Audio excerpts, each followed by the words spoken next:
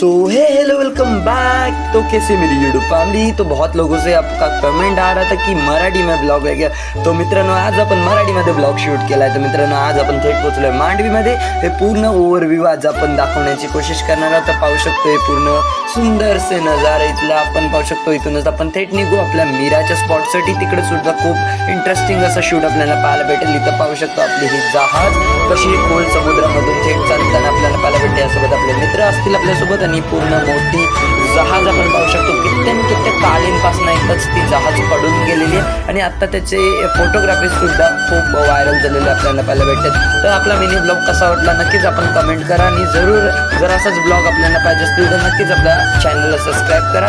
आणि आज तुम्ही कमेंट करा की हल्क कुठे तर हल्क नेक्स्ट व्हिडिओमध्ये जरूर भेटेल।